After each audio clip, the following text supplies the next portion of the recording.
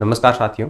देखिए, मैंने आपको टेलीग्राम पर पहले बता दिया था कि आज अपन राजस्थान के चौहान वंश के बारे में बात करने वाले हैं। इसमें आपका अजमेर का चौहान भी आ जाएगा, नाडोल का चौहान भी, सिरोही का चौहान भी, इसके अलावा कोटा बूंदी के जो हाड़ा चौहान है वो भी आ जाएंगे, रणथंभौर का चौहान है। तो सभी चौहानों के बारे में अपन राजस्थान के इस वीडियो में बात करने वाले हैं। तो उम्मीद करते हैं कि आपने वो जो टॉपिक है वो चीज़ तरीके से तैयार कर लिया होगा। आप हमारे टेलीग्राम चैनल को ज्वाइन कर लीजिए, क्योंकि अपन अगले दिन किस टॉपिक की क्विज लगाएंगे इसकी सूचना आपको हमारे टेलीग्राम चैनल के ऊपर पहले ही बता दी जाती है। देखिए, आज का लेसन अपन शुरू करते हैं। पहला प्रश्न आपको दे रखा है, रणथंभौर के अंतर्गत जो चौहान राजवंश है जिसकी स्थापना 1194 ईस्वी में की गई थी, इसके संस्थापक कौन है? तो रणथंभौर में चौहान वंश की स्थापना किसके द्वारा की गई थी? गोविंद राज के द्वारा रणथंभौर में चौहान वंश की स्थापना की गई थी। अगला प्रश्न देखिए, जालौर के विरुद्ध अलाउद्दीन खिलजी के अभियान के संबंध में आपको कथन दे रखे हैं और कौन सा यहाँ पर सही कथन है वो आपको इसमें बताना है। जालौर के विरुद्ध है, ठीक है। देखिए, अलाउद्दीन खिलजी ने मलिक कमालुद्दीन के नेतृत्व में एक शक्तिशाली सेना जालौर भेजी थी। बिल्कुल आपको सही दे रखा है। जालौर के दहिया सेजवल विक्रम, यानी जिसको अपन दहिया विका के नाम से जानते हैं, उसको सोने का लालच देकर सुल्तान की सेना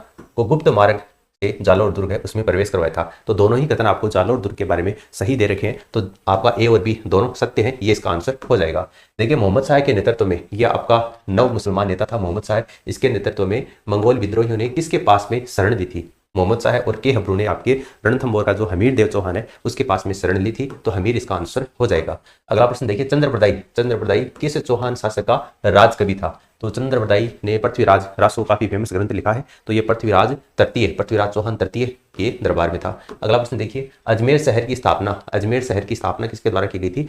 अजय राज चौहान के द्वारा 1113 ईस्वी के द्वारा अजय मेरू जो दुर्ग है आपका, जिसको वर्तमान में अपन तारागढ़ गढ़विटली दुर्ग के नाम से जानते हैं, उस अजय मेरू दुर्ग की स्थापना, अजमेर शहर की स्थापना 1113 में अजय राज चौहान के द्वारा की गई थी। ठीक है, तो अजय राज इसका आंसर हो जाएगा। किस वर्ष में पृथ्वीराज चौहान तृतीय ने महोबा के शासक जो परमर्दी देव चंदेल है उसको हराया था? तो तुमुल का युद्ध हुआ था 1182 में तुमुल का युद्ध हुआ था। परमर्दी देव चंदेल, जिसके दो काफी फेमस सेनानायक हैं, जिसको एग्जाम में कई बार पूछा जाता है, आला उद्दल।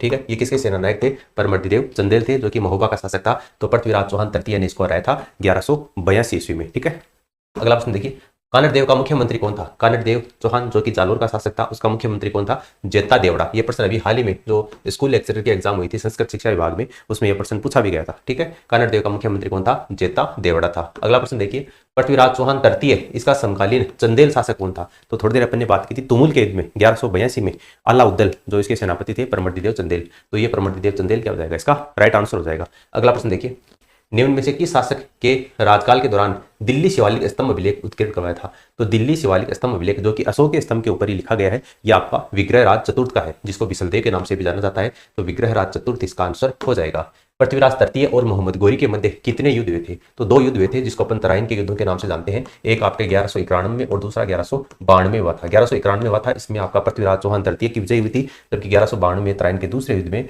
मोहम्मद गोरी की विजय हुई थी और भारत में मुस्लिम सत्ता की स्थापना हुई थी। तो ये आपके दो युद्ध हुए थे। ठीक है, अगला प्रश्न देखिए, कवि बांधव की उपाधि, यानी ये खुद कवि था जिसने हरिकेली नाटक की रचना की है संस्कृत भाषा में, और कवियों को आश्रयदाता था, जिसके कारण इसको कवि बांधव की उपाधि से नवाजा गया था। कवि बांधव की उपाधि किस चौहान शासक को प्राप्त थी? तो ये विग्रहराज चतुर्थ को कवि बांधव के नाम से जाना जाता है। अगला प्रश्न देखिए, चौहान वंश का संस्थापक कौन था? ये आपको बताना है। देखिए, अजमेर शहर की स्थापना तो की गई थी अजय राज चौहान के द्वारा 1113 ईस्वी में, लेकिन अगर आपको चौहान वंश का संस्थापक पूछा जाए तो वो कौन हो जाएगा? आपका वासुदेव चौहान हो जाएगा। ठीक है, वासुदेव चौहान।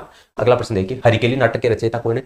तो मैंने आपको बताया था हरिकेली नाटक जो कि संस्कृत भाषा में लिखा गया है, विग्रहराज चतुर्थ, जिसको अपन बिसलदेव के नाम से भी जानते हैं, जिसने बिसलपुर बांध का निर्माण करवाया था टोडा रायसिंह टोंक में, जिसमें आपकी अजमेर, जयपुर और टोंक जिले को पेयजल की आपूर्ति होती है। वो आपका विग्रहराज चतुर्थ के द्वारा ही उसका निर्माण करवाया गया था। तो हरिकेली नाटक है, ये विग्रहराज चतुर्थ का है। इसमें आपको देखिए विग्रहराज दे रखा है, तो ये विग्रहराज चतुर्थ का है।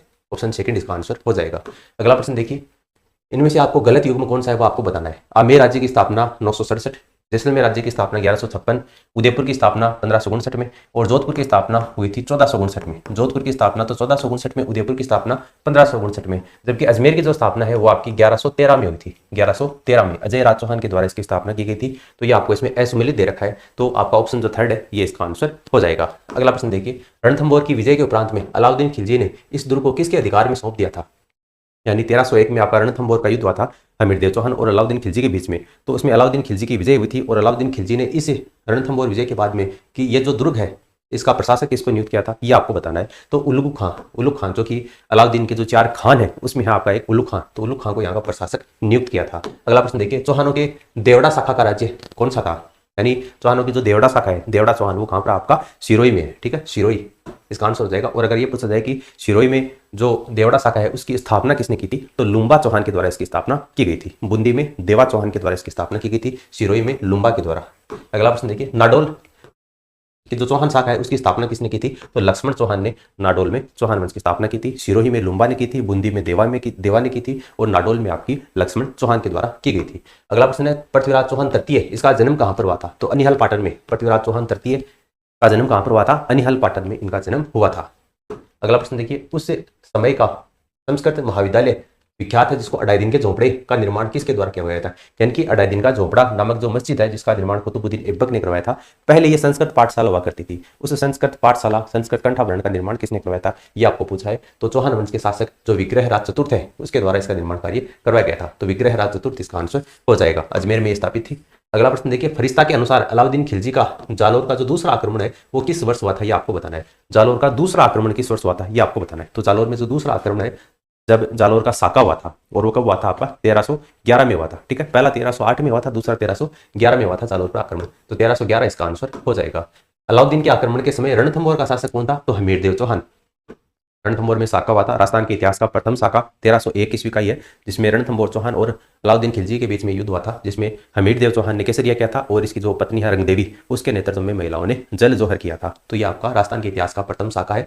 एक अलाउद्दीन खिलजी के विरुद्ध कौन था, हमीरदेव चौहान था। अलाउद्दीन खिलजी की विजयों के कालक्रमानुसार आपको व्यवस्थित करना है, यानी कि अलाउद्दीन खिलजी ने राजस्थान में रणथंभौर विजय की थी, जालोर विजय की थी, इसके अलावा चित्तौड़ विजय की थी, सिवाना विजय की थी। तो कौन कौन से क्रम में की थी आपको ये बताना है। तो राजस्थान के इतिहास का पहला साका कौन सा है, 1301 ईस्वी का है, यानी कि सबसे पहले विजय कहां पर की थी, रणथंभौर में की थी। तो रणथंभौर आपको देखिए इसमें एक दे रखा है, एक इसमें भी दे रखा है, इसमें भी दे रखा है, ये तो नहीं होगा, ठीक है।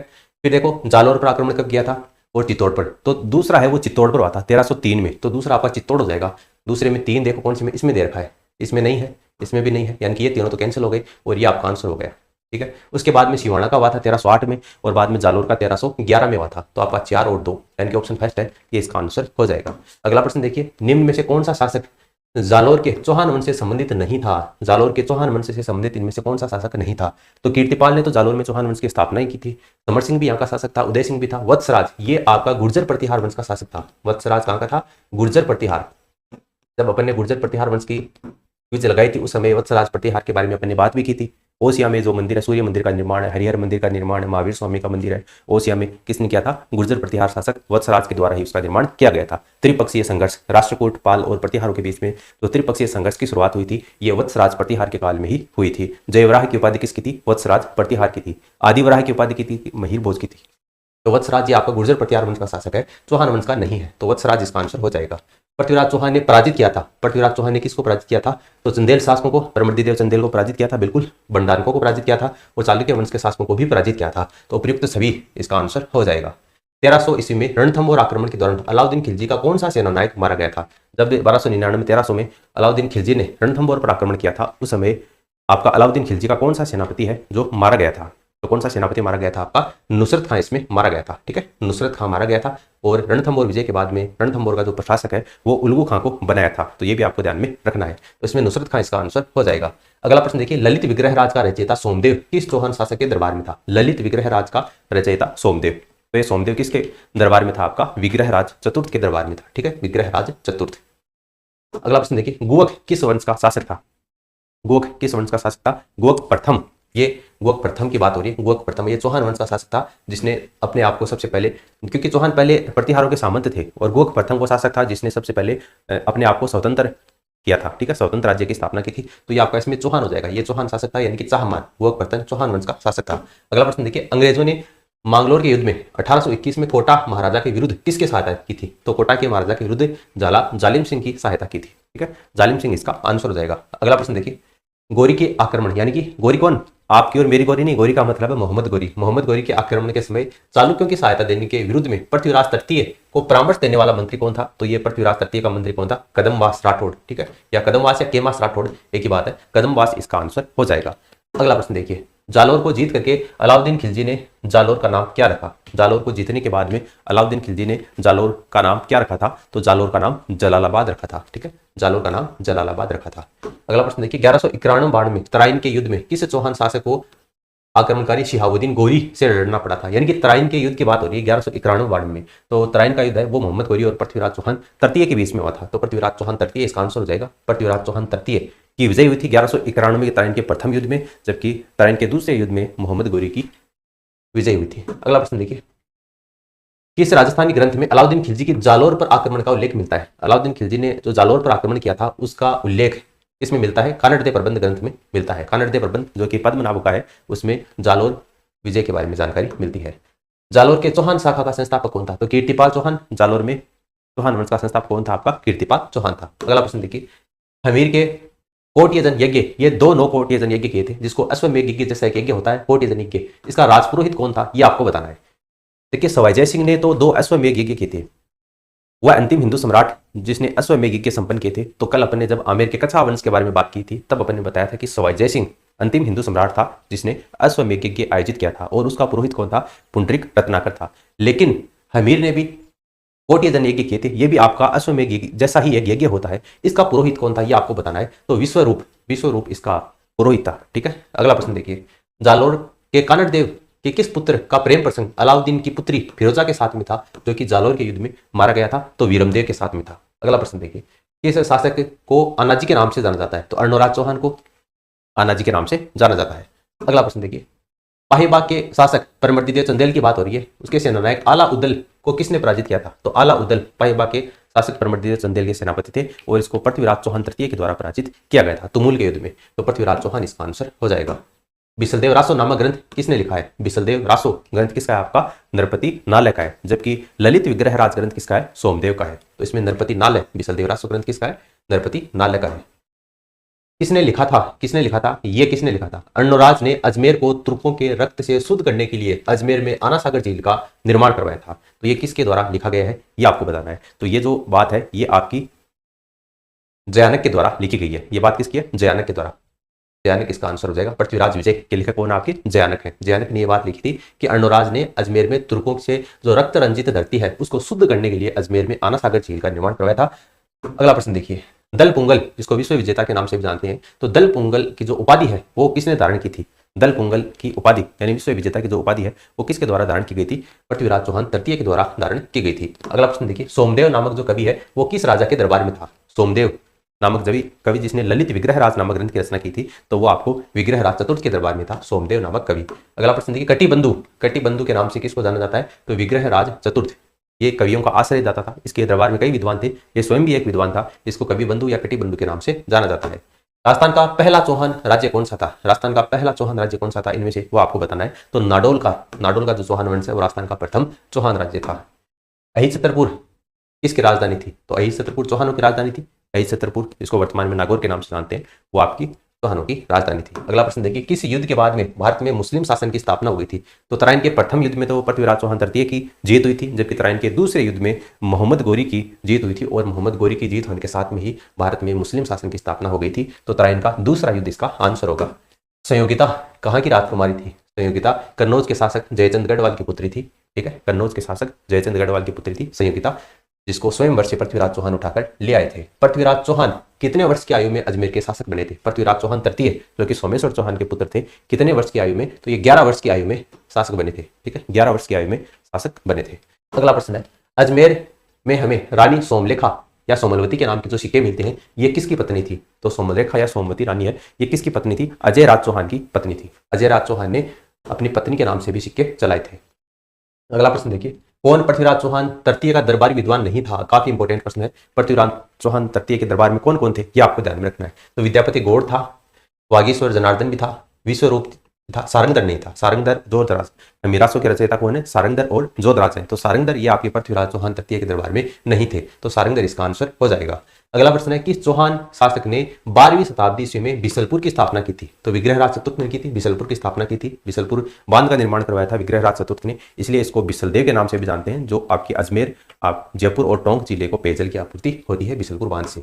निम्न में से कौन सा शासक है जिसने अकबर से वैवाहिक संबंध स्थापित नहीं किए थे। तो आमेर के बारमल ने बिल्कुल किए थे, सबसे पहले शासक यही था जिसने आमेर से आपके अकबर से वैवाहिक संबंध स्थापित किए थे। जैसलमेर के राव हर्राय ने भी किए थे, रणथंभौर के सुरजनहाड़ा ने नहीं किए थे। हालांकि 1569 में इसने अधीनता स्वीकार कर ली थी, लेकिन इसने वैवाहिक संबंध स्थापित नहीं किए थे। और बीकानेर के राव कल्याणमल ने भी किए थे। तो किसने नहीं किए थे वो आपको बताना था। तो रणथंभौर के सुरजनहाड़ा ने। नहीं, शासक का संबंध है वो वागड़ से नहीं था। वागड़ से किसका संबंध नहीं था वो आपको बताना है। तो देखिए, गोपीनाथ, शोभदास, गंगादास और कानड़देव। कानड़देव का जो संबंध वो कहां से था, आपका जालोर से था। और यहाँ पर आपको वागड़ दे रखा है, तो वागड़ से संबंध है, इनका नहीं था। इनका संबंध है वो जालोर से था। तो कानड़देव इसका आंसर हो जाएगा। यहाँ कुछ आपको युद्धों की सूची दी गई है जो कि मध्यकालीन राजस्थान में लड़े गए थे। इनमें से उनका आपको कालक्रम बताना है, किस क्रम में वो लड़ गए थे। तो तराइन का युद्ध 1191 में, खानवा का युद्ध 1527 में, गिरी सुमेल का युद्ध भी 1544 में लड़ा गया था, और उसके बाद में बंटवाड़ा का युद्ध हुआ था। तो आपको जो इस क्रम में आपको दे रखे हैं 1 2 3 4, वो बिल्कुल इसी क्रम में हो जाएंगे। 1 2 3 4 इसका राइट आंसर हो जाएगा। ठीक है, बंटवाड़ा का युद्ध कब हुआ था आपका 1761 में हुआ था। गिरी सुमेल का कब हुआ था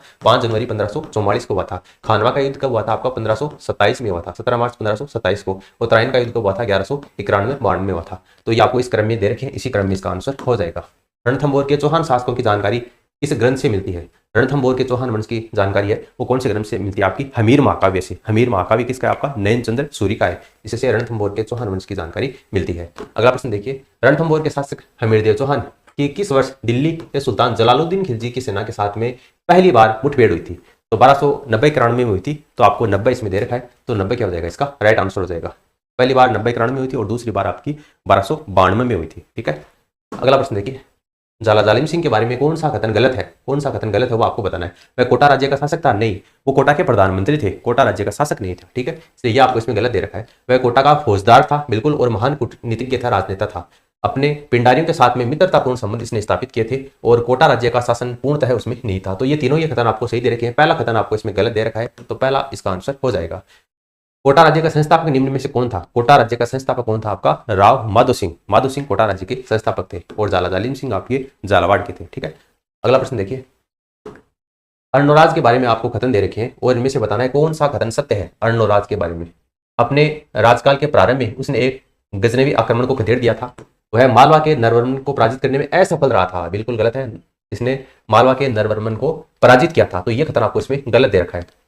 उसने चालुक्य नरेश जय सिंह सिद्धराज की पुत्री कांचन देवी से विवाह किया था, ये आपको इसमें सही दे रखा है। वह अपने ही पुत्र के द्वारा मारा गया था, बिल्कुल अपने ही पुत्र के द्वारा इसकी हत्या कर दी गई थी। तो आपको इसमें पहला, तीसरा और चौथा कथन है ये सही दे रखे हैं। तो 1 3 4 ऑप्शन जो फोर्थ आपको दे रखा है ये इसका राइट आंसर हो जाएगा। तो देखिए दोस्तों, राजस्थान में जो चौहान वंश है उसके बारे में कंप्लीट अपन ने बात कर ली है।